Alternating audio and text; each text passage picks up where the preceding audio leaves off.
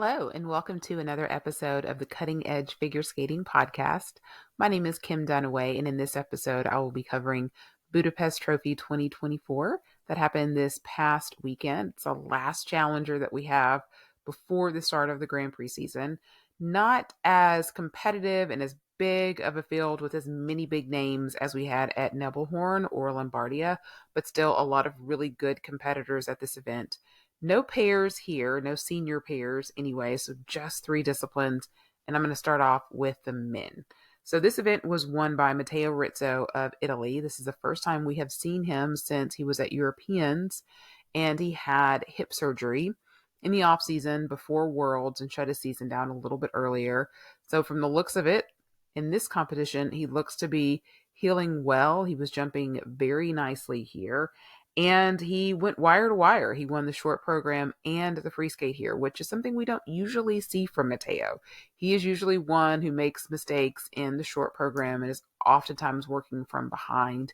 He'll come and skate a really awesome free skate to pull himself up. So it's really good here to see him skate well in both programs. In his short program, he is repeating his short program last year to 2 Men in Love. Now, this is not the short program that he started off the season with. He was doing a different short program in the Grand Prix. And then when Europeans rolled around, he basically did a reworked version of his 2021-2022 free skate to the same piece of music. And he decided to use it for his short program at Europeans last year. And he's going to be repeating it this season, it appears. So it's great expression from Matteo on the ice, really works well in this program. The minor technical issue for him was in his quad loop, which is kind of on and off, hot and cold for him a lot of the time. Here it was double footed and he got an undercall on it, which meant that it wasn't the maximum value that he could get. But honestly, by the time he landed that jump, it was basically kind of like a clean triple. And so it really didn't affect him here, especially with the competition that was here. The triple axel that he did late was really a beauty. So I thought he did really well in the short program. And it was nice to see him, like I said, do well right off the bat and not have to work from behind. And the free skate, he is also repeating a program. He's repeating his fixed U program that he used last season. So the quad loop here was almost identical to it was in the short program, double footed and under rotated. And it was really the only issue, and it was relatively minor. The only thing was in the second half of his program, he did a triple Lutz double toe, and I'm sure that he would prefer to do a triple Lutz triple toe there. But I wasn't as excited about this program as I was last year. It didn't seem as special as his short program did, or that he performed it as well here as he performed it at times last year, which can be an issue at times when you're repeating programs. You're oftentimes going to compare it to other times when they have performed it better. The footwork sequence, for instance, was always a real highlight for me, and I just didn't feel like he put anything extra in it, and he was kind of way off the music. So I think this is something that I expect will improve once he gets to the Grand Prix. This is obviously a program he's very familiar with. I couldn't tell that it's reworked, but I certainly didn't put it side by side with his program from last year to see if he'd made any major changes to it. But I really liked it a lot last year, and I hope that he can find that same magic for it again this year, since he's choosing to repeat it, which might be a result of just an off season where he was healing from the injury and just didn't have time to work a new program. In second place here was Lucas Britschke of Switzerland, and he has really become one of my favorite skaters. I love a lot of his programs. Technically, he was definitely not at his best at this competition, because he can certainly beat Matteo when he's at his best, and he wasn't at his best in either performance here, but did well enough to get in the second spot. So in his short program, he is skating to a piece of music called Iron Sky by a Scottish singer and songwriter, Paolo Nutini. So it's a very interesting song. it's got kind of a speech within the song. And so the speech is taken from a 1940 film that Charlie Chaplin was in called The Great Dictator. And at some point, sort of in the middle of the program, you hear this speech come on. And so I wanted to read the lyrics of the speech, one, because it is very interesting. And also, so one of the things with using pieces of music, like if you think about like Papadakis and Cizeron, the year that they use like the poem, like you spend some energy trying to listen to what they're saying. So sometimes if you like already know what it is, then you can sort of tune out of that and really kind of focus more so on the performance. So what the speech is saying is, to those who can hear me, I say, do not despair. The misery that is now upon us is but the passing of greed, the bitterness of men who fear the way of human progress. The hate of men will pass and dictators die, and the power they took from the people will return to the people. And so as long men die, liberty will never perish. Don't give yourself to these unnatural men. Machine cattle, you are men. You, the people, have the power to make this life free and beautiful, to make this life a wonderful adventure. Let us use that power. Let us all unite. So it's very interesting piece of music. And I wonder what sort of went into him selecting this particular piece. The issue for him here, technically, in this performance was that he did a triple toe instead of his normal quad toe, triple toe. And so obviously that cost him pretty dearly on the technical mark. In the free skate, he's skating to 3 pieces of music by the same artist, one called Lux, one called Deeply, and one called Arrow. Here he did the quad toe, triple toe, no problem, and then he promptly just fell on his second quad toe, which is pretty uncharacteristic of what we normally see from Lucas. Usually those are pretty consistent jumps for him. And he also had a lovely single axle, double axle combo, which was supposed to be a triple axle, double axle combo. So he easily would have won the free skate if he only would have made one of those mistakes. And if he would have landed both of those, he would have won the whole event. The program still kind of feels like a work in progress. He's kind of gone back to the drama. So last season, he had like the Stevie Wonder short program, and he had like the African free skate. And here he's sort of gone back to more of the drama that we kind of saw from him 2 years ago. It works. I think the program would probably look really great in maybe like December. Right now, it's not quite all the way there. In third place was Nikita Staratzin of Germany. And he is such an interesting skater. Last year, he was the one skating to the Backstreet Boys. And I guess this is kind of the style he's leaning into.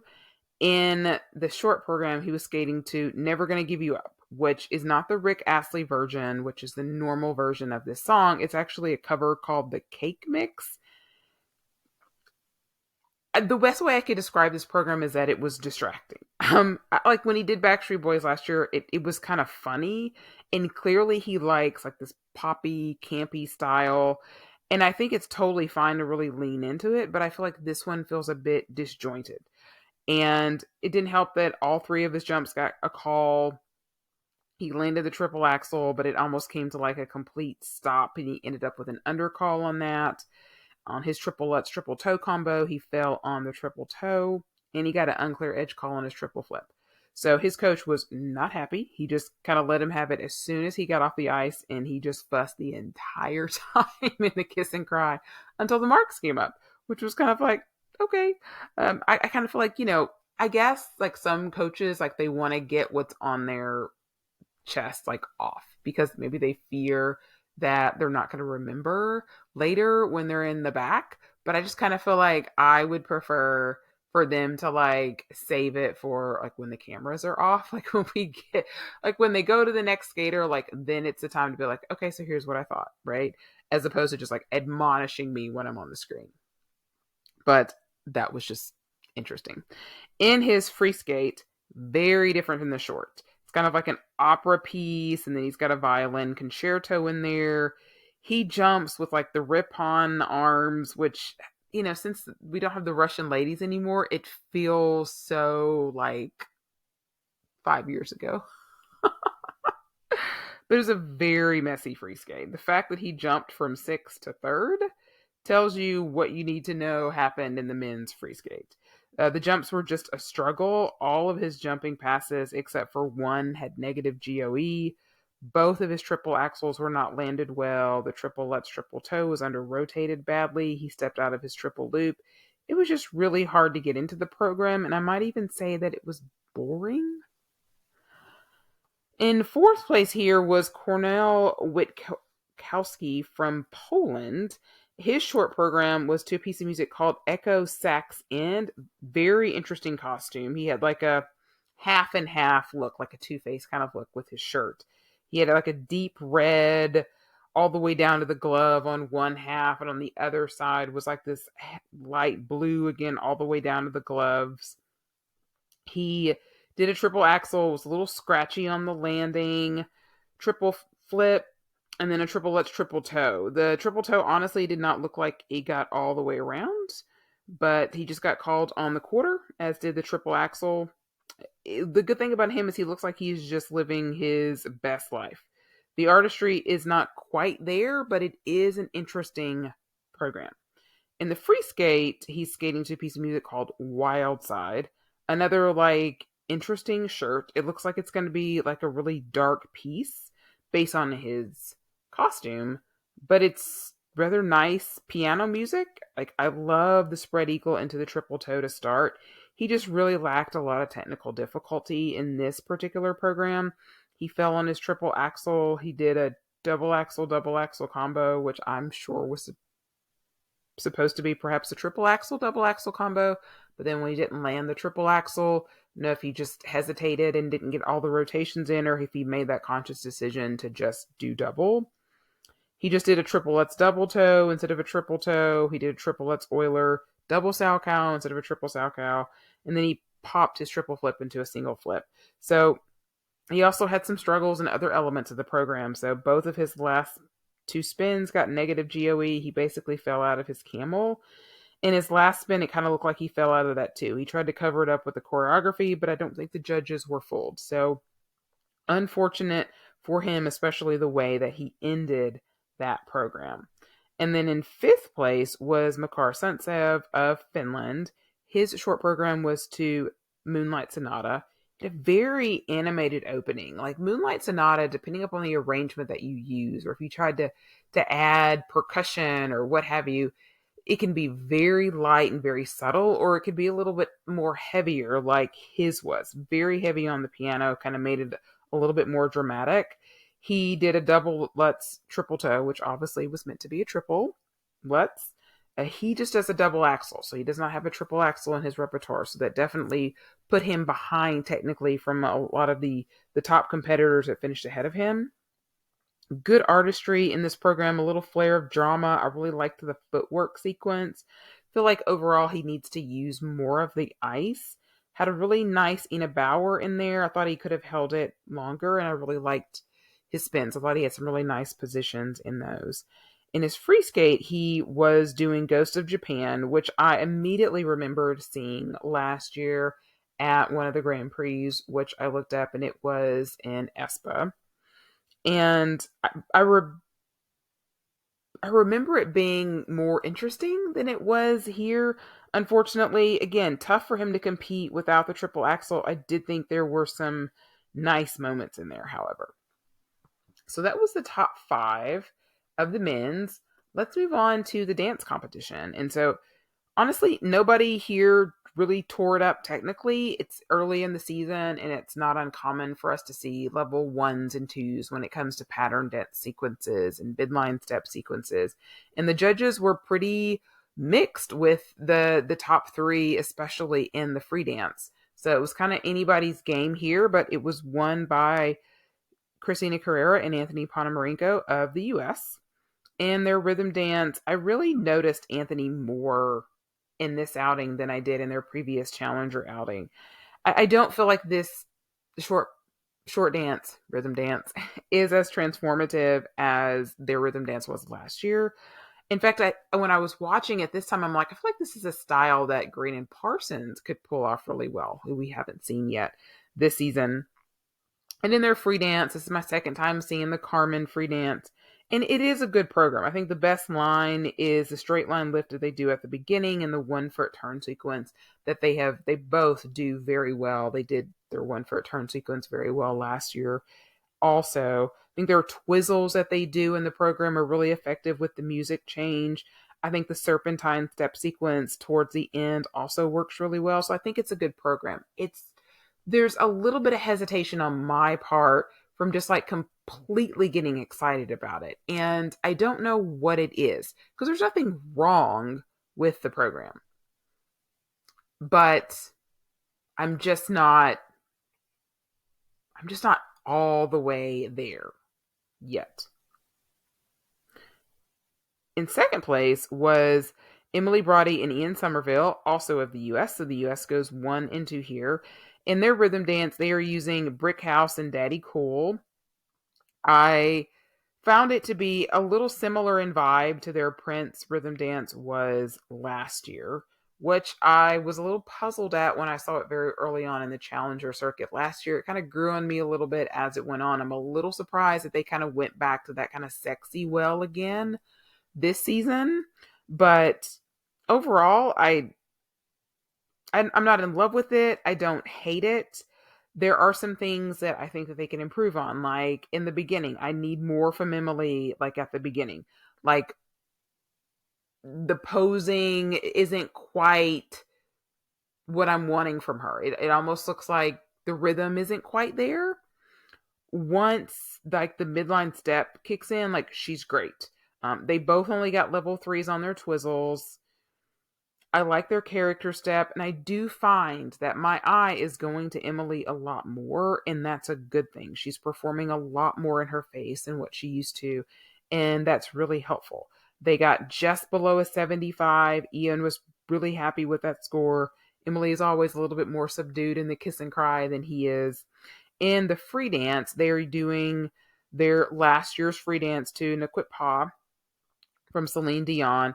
It is supposed to be reworked. So MEDA, the Michigan Ice Dance Academy, which is Tanith and Charlie White and Greg Zerland, brought in John Luke Baker last year to sort of work with a lot of their dance teams. There's a lot of criticism that came out of last year, especially with some of the disappointment with Green and Parsons, that maybe they needed to get some outside choreography.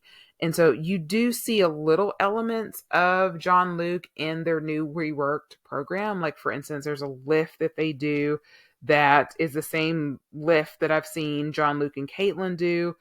Again, kind of like with Mateo's Coldplay, which I'm pretty sure is the same. With this one, it's supposed to be reworked. So I do want to, at some point, put them side by side and just see exactly what they have changed from this season to last season. It's always a risk to repeat a program. This was a great program for them last year. They scored very well with it. I think it was at NHK that they did so well in the Grand Prix, and obviously did really great at Nationals with it. Found themselves at the 3rd spot and with the Worlds spot. Unfortunately for them, they did not get to perform it at Worlds, and perhaps maybe that's why they're choosing to do it again. It's an interesting choice. We'll see if it works out for them. The beginning for me was just a tad off. The second set of twizzles was a little off, and Ian only got a level 3. I thought it settled down after that, and I thought it was really strong. What works in this program is that all of the elements just flow together really well. Time will tell if it was a good idea to repeat this program or not, but they do get a big win over Turkila and First Lewis, who were 3rd here. The judges were really divided between the top 3 teams. So Emily and Ian actually got 2 first place votes in the free dance. So I think that's really great for them that some judges think they were better than Christine and Anthony. And so I think, US Ice Dance is still very strong. And, the only 2 main contenders that we haven't seen yet are Green and Parsons. I'm very curious as to what their programs are going to look like, and Chalk and Bates. So, of the American teams that I've seen so far this year, I think I like Emilia and Vadim's programs the best. But everybody so far has been pretty strong that we have seen. In third place here was Turkuland vs. Lewis from Finland. And they certainly came in as one of the favorites, but unfortunately had a big issue in the rhythm dance. And so they start off with James Brown, which that is not the music that I would have picked for this pair, but I think it works. She comes out with a polka dotted skirt. They start off with the Twizzles, and he fell out of his second set, and the third set wasn't great. And that was pretty costly for them.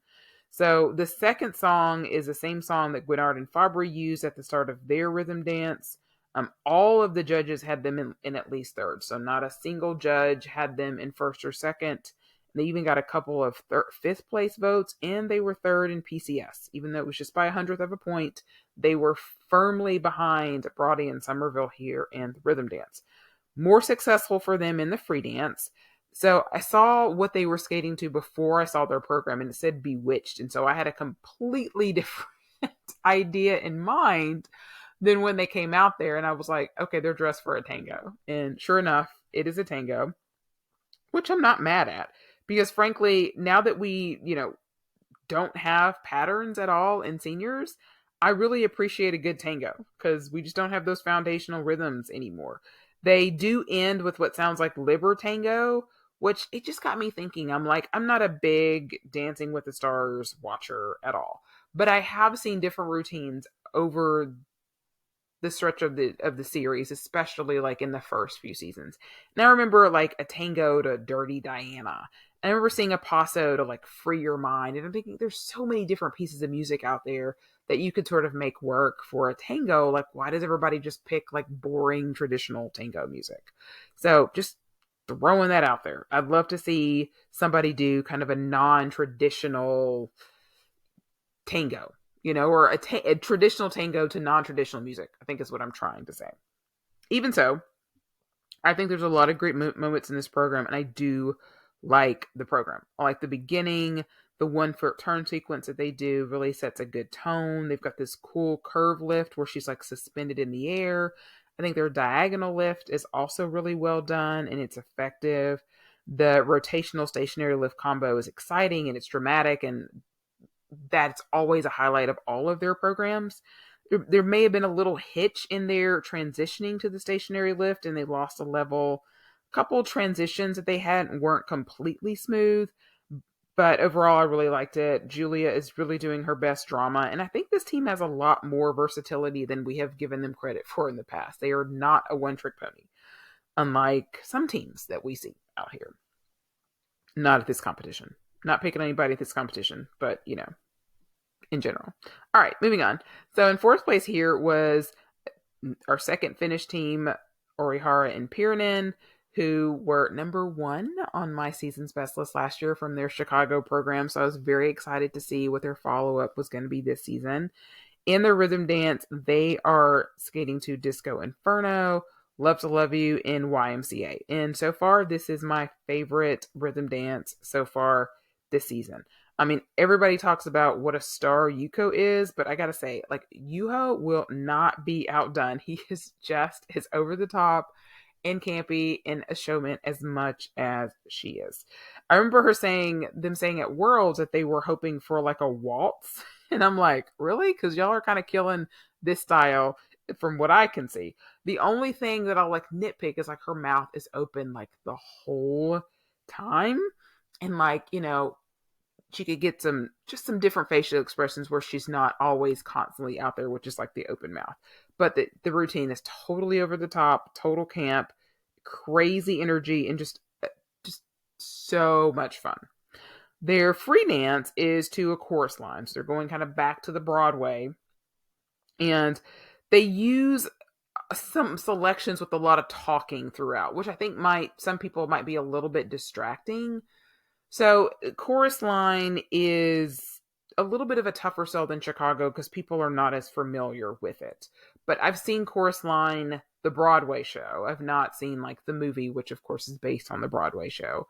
But it's basically like one big audition. And so what you're hearing in some of those lyrics and some of those voiceovers is pieces of that Broadway show where he's talking about, let me see what you got, again, because it's one big audition. I think their character step is great. I think it's the best element, and they do Broadway very well. And for me, it's like the beginning works, the end works. It's the middle that just kind of loses me a little bit. So there's some good elements in there, like they have this really great stationary lift in there. But I think the circular step and the pair spin that follow that kind of slow it down a little bit. And so I'm not completely in love with this program as of right now. I'm also not in love with her costume. Like, I think that they're sort of going for like a leotard and a ballet skirt look, but it's a crop top version. And I don't know. I'm just not, I feel like in a chorus line, they all had like black, like black leotards, or, if they, I can't remember if they were like crop tops or what have you. So I don't really understand her dress choice here. But again, that's nitpicky. Overall, I think it's a good, fun program. I definitely don't love it as much as their program last year, though. All right, and then in 5th place was Ignateva and Schmecco of Italy, and I think they're really an underrated team. This is another team that had a program that was on my season's best list last year. I had their free dance to Interstellar on my season's best list last season. Really enjoy their rhythm dance. They're using Elvis Presley music, Trouble and Fever, and blue suede shoes. She looks like she's dressed for a Latin number. So I don't think the dress correlates to the 60s and the 70s, but I thought their choreography was great. They had nice speed, great confidence, really good lines. They were actually 3rd in technical score. They just ended up 4th because they lost to PCS to Turkula and Versluis by about 2.5 points. But really impressive in the rhythm dance. The free dance, however, I don't know about this one. It's Harley Quinn in The Joker. And they actually use a piece of music called Joker and the Queen by Ed Sheeran with Taylor Swift, which I didn't even know was a thing. I think what weirds me out the most is the costume. So she's in like a tutu. She's got the hair and the Harley Quinn pigtails. The best way that I would describe this program is it almost kind of reminds me of the year that Hubble and Donahue had those 2 awful programs. Like they had the My Heart Belongs to Daddy, and they had The Star is Born. In both of those programs, if you didn't listen to the music, you just watched the skating, they were far more enjoyable. The music just kind of like killed it. This one, I don't know if it's the music, if it's the choreography, if it's the costumes. My guess is it's just everything combined. It's just really weird, and not like in a good way. Like good weird is cool. Bad weird, I don't know. Now, granted, I couldn't really get into it because the whole time I'm just cringing. But I know some of you are probably like, yeah, I really liked it. And that's cool if you did. Like different strokes for different folks. But I just didn't love it. I just really, really didn't love it. I was kind of disappointed, honestly, based on how well they did in the rhythm dance and how much I liked their programs last season. This one just, I don't know. It's a little weird for me. All right.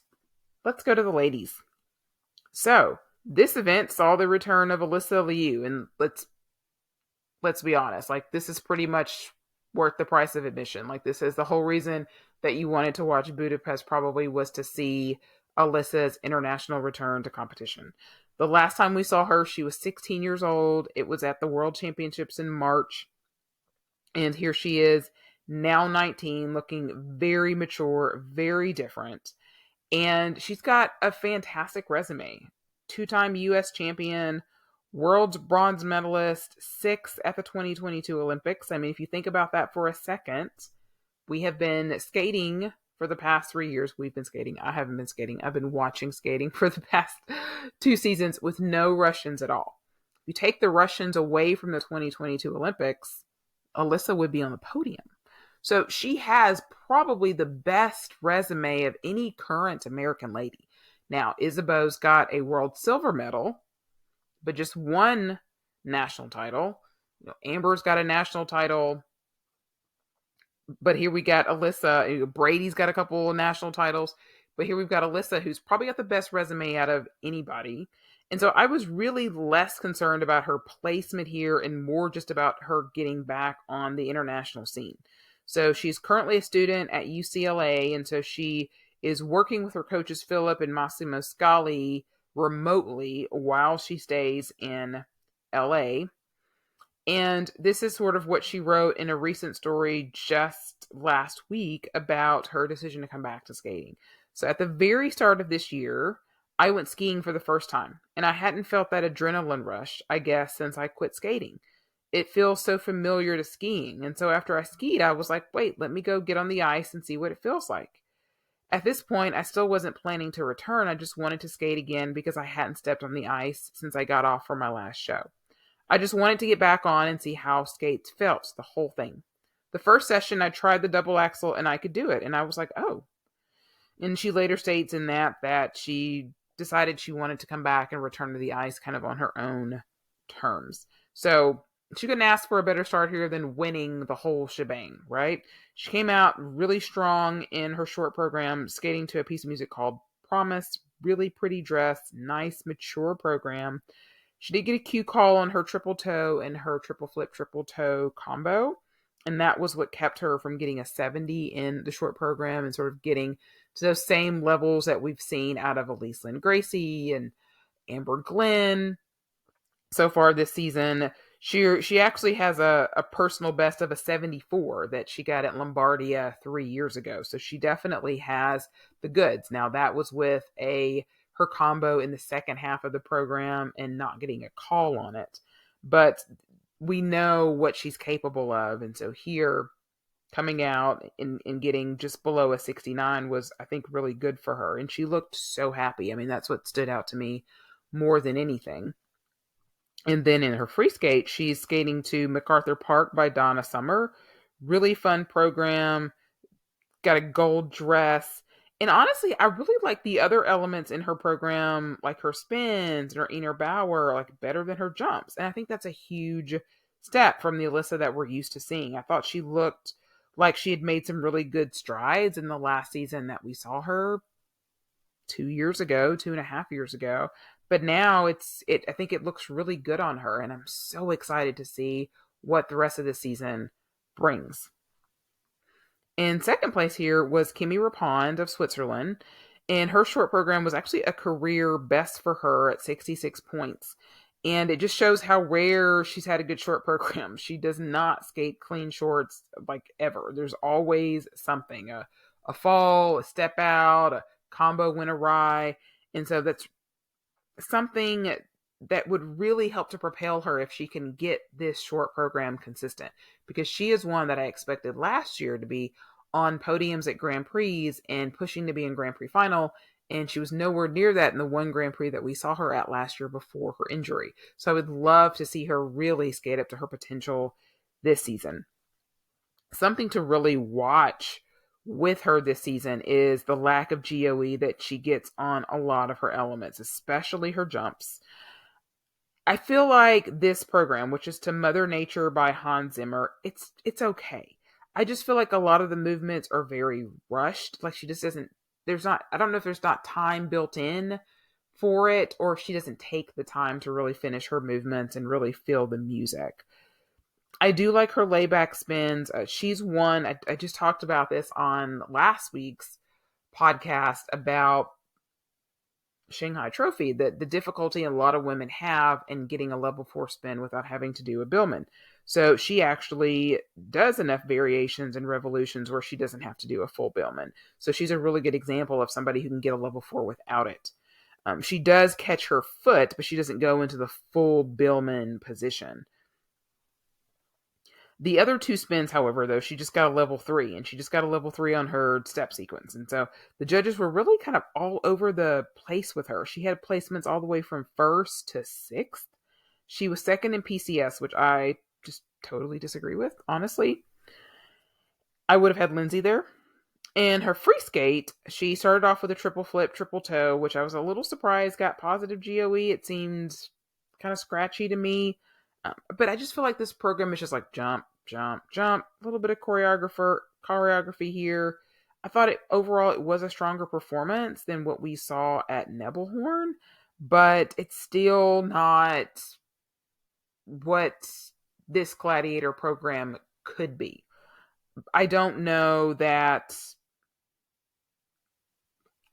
I don't know if it's a capability thing, like if she's not capable of doing more artistically, or because I mean, this program is choreographed by David Wilson, and I've seen way better programs from him than this. So I'm just curious as to why. Why it feels so bare bones at times. That being said, she won the free skate. She pulled herself up to second. She got a 124 here. You're going to need, mid 130s to 140 to really compete for top spots in Grand Prix and medals at Worlds. And so it feels like she's a ways away from that. Part of that is some calls and some levels, and part of that is going to be program components, and that's something that she's probably going to have to work on in the off season. All right, in third place here was Lorraine Shield from France. In her short program, she had a really nice opening, just kind of very impressive technically. She had the best base value in the whole competition because she got level 4s on everything. She's won combo spin, no Billman. She does the Billman on the way back, but her jumps are just not always pretty in the air. Like, they have this little lean to them, and she is not the most refined artist. She's competent. She actually had 2 first place votes, and she had 3 sixth place votes. So kind of like Kimmy, judges kind of all over the map. In the free skate, she's skating to a piece of music called Quiet Moon and another one called The Lion Woman.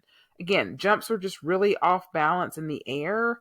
And while they were landed cleanly, they just were not as secure. They really lacked a good running edge. And this really affects the GOE on her jumps. 3 of her jumping passes got calls. I think that the second piece of music is more successful, but overall, I think the program just kind of lacks excitement. I'm just like, okay. She fell in a triple loop later in the program. The last combo just kind of looked to be a real struggle.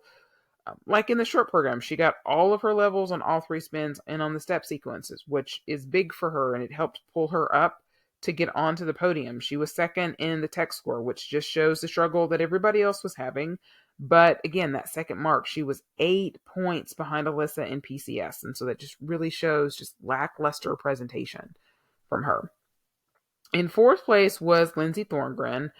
And in her short program, she is doing her windmills short program that she did last year, which was number 4 on my season's best list. Fantastic program. She's sporting a new dress, which is more like purple. I think last year's dress was actually better. It was darker color. I felt like it fit the program a little bit better, but it's not a big deal. A lot of technical issues. Q call on her triple toe and her triple Lutz triple toe combo. She had an unclear edge on her solo flip, which just has this beautiful exit on it. I still want to see some kind of contrast with her face. She had some level issues like Kimmy did.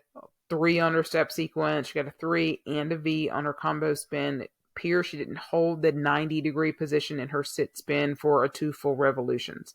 She's in the sit spin longer than 2 revolutions, but not in the 90-degree position. And you can see it, especially on a slow-mo, that she comes out of it a little early. She was second after the short program. Unfortunately for her, in the free skate, pulled her off the podium. So she's skating to Movement by Hoser. She's got a great dress. Looks pretty simple from the front with some peekaboo sparkle on the sides and just like party in the back with like the mesh, sparkly. Really like the program. Just a stark contrast from somebody like Kimmy's program, which is pretty void of like in-between choreography and transitions. And Lindsay's is just full of both of those things. And the biggest issue at first glance is she does a double axel, double toe, single toe combo, which is clearly supposed to be a double axel, triple toe combo. The program looks really well skated with no real errors to the naked eye. But when the judges get a hold of her, they just have a total field day. Every single triple jump got a call. That's 6 jumps. She got 2 calls in the quarter and 4 undercalls. She also got an unclear edge. So the Q call doesn't affect your base value, but it does affect your GOE. So it can turn a positive GOE into negative GOE. And the unders are very costly because it's a 30% reduction in the base value. And that was on 4 different jumps. And so my calculation was that was about 11 points that she lost between the undercalls and the lost GOE on the Q calls. And so that's a difference between her being, ending up 4th here and potentially winning the free skate here. And I think also this puts her a little bit behind the 8 ball with some of the other ladies. I think coming into this season, and especially coming out of the challengers, you have to kind of feel like Isabeau, Amber, Alyssa are kind of the front runners to get the 3 world spots, with very big impressions made from Sarah Everhart, from Elise Lynn Gracie, and, Brady Tennell being a big wild card. Lindsay kind of comes out of this not quite as impressive because she doesn't come out with even a medal at any of these events like the other ladies do. So she's kind of in the same boat kind of as Ava Marie Ziegler, who we're not going to see in the Grand Prix, as sort of being like, they'll need to probably knock it out of the park, to sort of pass some of these other ladies who have had a much stronger start to the season than both of them. Lindsay, because, just the calls, and Ava because she's injured and unable to compete.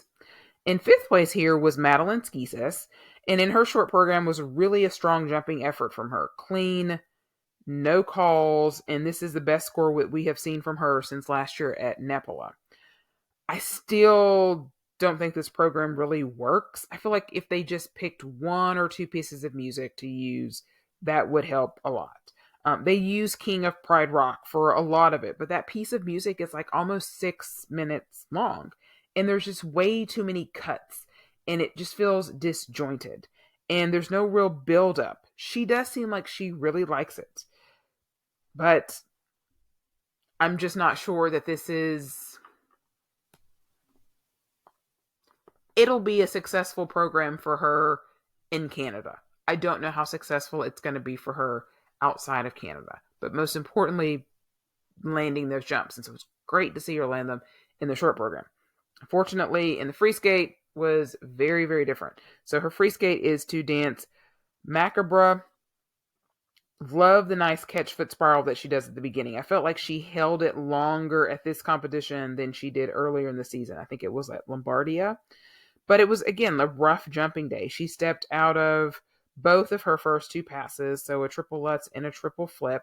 After that, she kind of got her feet underneath her a little bit on the next 2 jumps, and then she turned out of her second triple Lutz. And she didn't get a combo on it, and so that was a deduction for a repetition violation. She also had a wonky landing on her second triple loop. She got the double toe, and then she just did a single axel, and I thought, probably should have left that off, honestly. She really brings some fire to her step sequence, but the step sequence just feels so small. Doesn't take up a lot of ice. She doesn't go particularly fast. I think that this can be a good program on a good jumping day, and I think that this is the better of the 2 programs. I don't hate the Lion King program. I just wish that the cuts of music were not quite as disjointed, and it had the ability to be able to flow and build more. And an interesting side note is that, I've lamented the last couple of seasons that Madeline Skeesis has been the only Canadian lady that had tech minimums to go to Worlds. And if something happened to her, there would be no Canadian lady at Worlds. Well, there are now 2 other ladies that do have tech minimums now. So one is Juliana Shuryaeva, maybe butchered that. But she was 4th at Canadian Nationals. She was able to get her tech minimums at Dennis 10. And then Sarah Maud Dupuis was able to get her tech minimums at Nebelhorn. So there are actually 3 Canadian ladies now that have tech minimums, which is great. Kaya Ruda, unfortunately, still has not been able to get tech minimums in her short program. So she is still chasing those. But at least there's someone other than Madeline Skeesis that has tech minimums for Worlds. All right, so that completes my coverage for the ladies as well. So if I'm going to give out a Pam Chinko for this event, I'm actually going to go with a team I did not even cover, and that is Holly Harris and Jason Chan. This is an Australian dance team, and their free dance I just thought was fabulous. They have different selections of pieces of music, but they begin and end with Claire de Lune. I think their lifts are fabulous, especially their final lift. Unfortunately for them, they had an issue with their pattern step in the rhythm dance. It sort of brought them down in the standings, but the free dance was really, really good. And so I'm going to give them my Pamchenko award for Budapest. All right. So we are just a few short days away from Skate America, and I am so excited for this event. I'm excited to be there to cover it in person. If I'm going to go through and just give us a few predictions, because why not? Especially if they implode spectacularly. That's totally fine. I will say, let's start with the dance event. So we did have one change here because of the suspension for Nikolai Sorensen. Obviously, they have withdrawn, and so they were replaced by Jennifer Jans van Rensburg and Benjamin Stefan from Germany. And so the teams here are Marie-Jade Laureat and Romain Legac of Canada, Katerina Mashkova and Daniel Mrazek from the Czech Republic, Diana Davis and Gleb Smolkin of Georgia, Rensburg and Stefan from Georgia that I just mentioned, Farron Gibson from Great Britain. We've got Tachenko and Kiliakov of Israel, Smart and Deek from Spain, and then three American teams, Nisset and Markoloff, Chalk and Bates, and Flores and Desiatov. So looking here, I mean, you definitely expect for Chalk and Bates to win Skate America, and you would definitely expect for Farron Gibson to be second. Third place certainly looks like Marie-Jade and Romain. It's hard to imagine anybody else jumping up there, but they are also very prone to making mistakes. And so if they were, that would definitely open up the doors for a team like the Mrazeks or maybe Davis and Smolkin. I definitely want to see an improved Smart and Deek from what we saw from them at their challenger earlier in the season.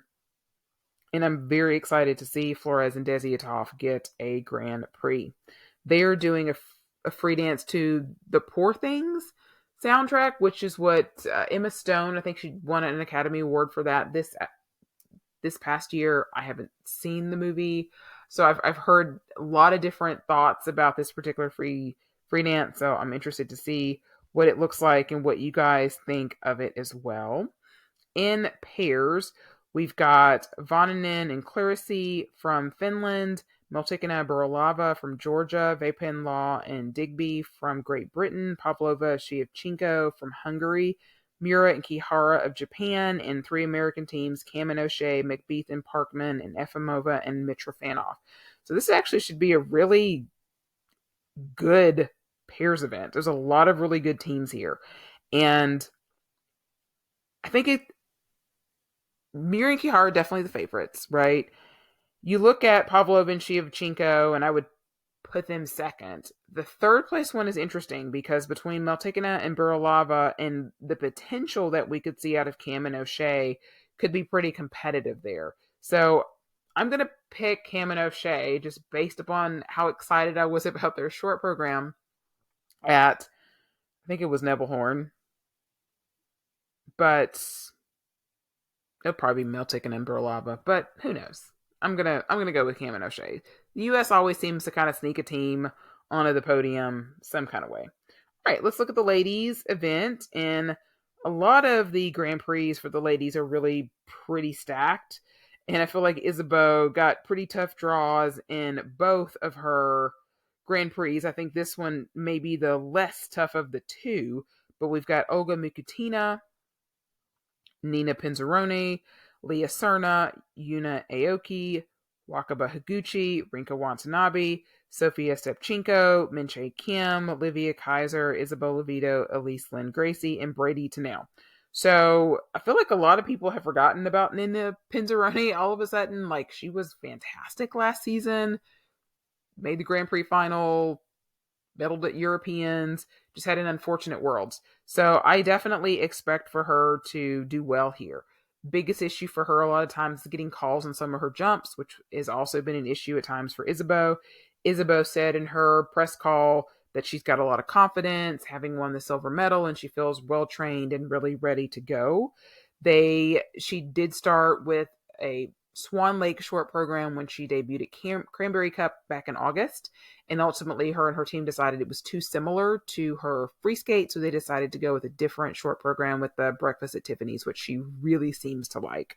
So I would put her as the favorite here, of course. I think most of the other people here are a little bit more of a wild card. I would have Nina Pinzaroni in the silver spot.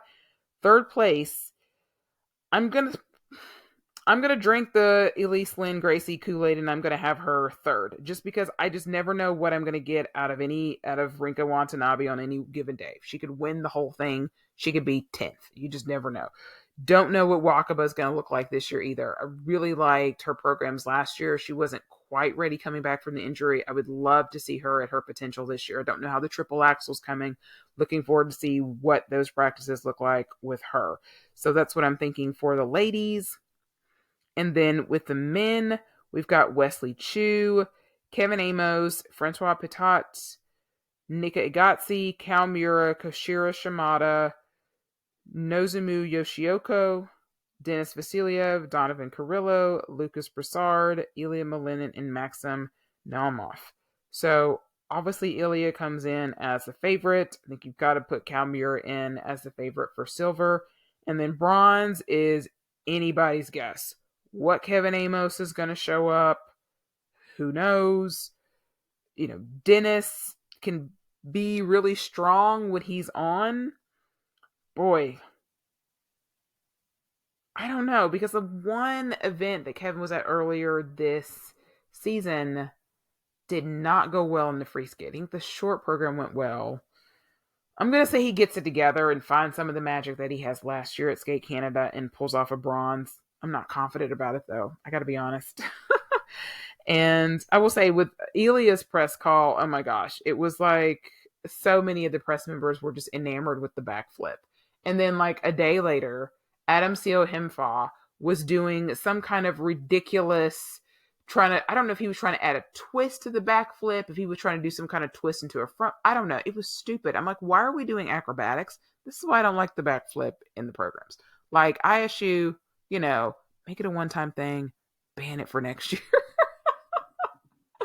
But I asked Ilya a couple of questions. One was about his short program, and he was doing it at some shows over the summer. So I was like, okay, was this always the plan to do it as a short program, or was it a show program and it kind of evolved for the short program? And he said, no, it was always a plan to do it as a short program, but they wanted to sort of use it during the shows to get a little bit more mileage on it, which I think is smart. It gives them a more chance to get more of that performance out of it. And the other thing I asked him about was how he felt about his program components and working with Shaylin. And he said that he has worked really hard on it. He's really proud of himself and that he can feel the difference in his skating skills now versus 2 years ago. I think that's really awesome.